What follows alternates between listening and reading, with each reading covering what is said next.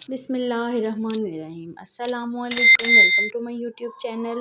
उम्मीद है आप सब खैरियत से होंगे।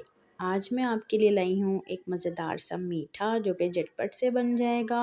2-3 चीज़ों के साथ आप इसको बना के तैयार कर सकते हैं। सर्दियाँ आ रही हैं, शाम के टाइम दिल चाहता है चाय के साथ कुछ मीठा खाने का, तो आप इसको बना के रख लें। आप आराम से इसको फ्रिज में रख सकते हैं, ये जल्दी ख़राब भी नहीं होगा और आपको खाने में भी बहुत मज़े का लगेगा।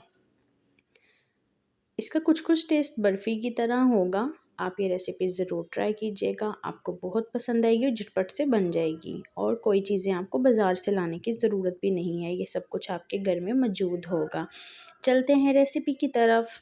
सबसे पहले मैंने ले लिया एक बड़ी प्याली मैदा, 4 टेबलस्पून मिल्क पाउडर, चीनी 1 प्याली, शुगर आप कम ज़्यादा ऐड कर सकते हैं। हम बहुत ज़्यादा मीठा पसंद नहीं करते, इसलिए हम कम मीठा रखेंगे। उसके बाद मैंने कुछ बादाम ले लिए। अब मैं पिज़्ज़ा ट्रे लूँगी, उसमें देसी घी लगाकर और बादाम छिड़क कर उसको एक साइड पे रख दूँगी। उसके बाद शुगर को कैरामलाइज़ करेंगे। आपने बहुत ज़्यादा कैरामलाइज़ नहीं करना, हल्का सा करना है। जब शुगर हमारी कैरामलाइज़ हो गई तो 2 गिलास मेरे पास दूध था, मैंने इसमें दूध ऐड कर दिया। दूध आप परेशान नहीं होना आपने, अगर आपके पास ठंडा है तो आप ठंडा भी ऐड कर सकते हैं, गर्म है तो गर्म भी ऐड कर सकते हैं।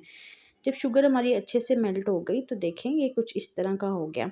उसके बाद मैंने इसमें 1 टीस्पून, टेबलस्पून नहीं 1 टीस्पून आपने विनेगर ऐड कर देना है, ताकि थोड़ी सी इसमें गुठलियाँ गुठलियाँ सी बन जाएँ, ये इस मीठे में बहुत अच्छे लगेंगी।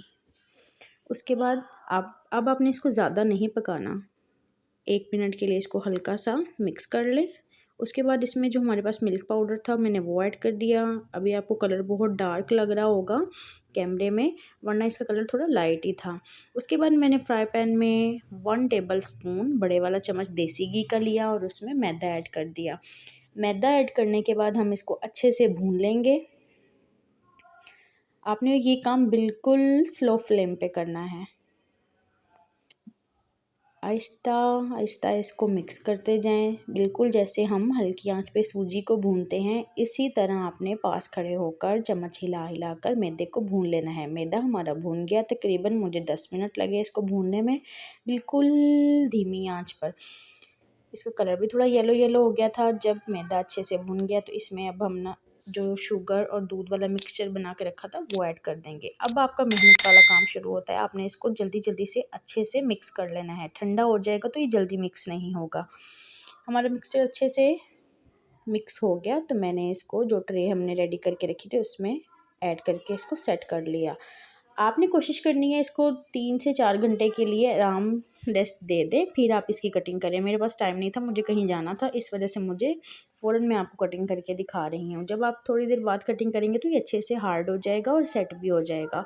आप इसको ज़रूर ट्राई कीजिएगा, इसमें देसी घी का टेस्ट बहुत मज़े का लगता है। आप चाहें तो दूसरे घी में भी बना सकते हैं, कोई ज़रूरी नहीं है कि आपने इसको देसी घी में बनाना है। कुछ लोग इसको बर्फ़ी के साथ भी मतलब मिलाते हैं, आप इसको बर्फ़ी भी कह सकते हैं। ये सेम बर्फ़ी की तरह की ही बनती है और टेस्ट भी इसका बर्फ़ी जैसा ही होता है। आपने मेरी रेसिपी को ज़रूर ट्राई करना है और फ़ीडबैक भी लाज़मी शेयर करना है। नेक्स्ट वीडियो तक के लिए अल्लाह हाफ़िज़।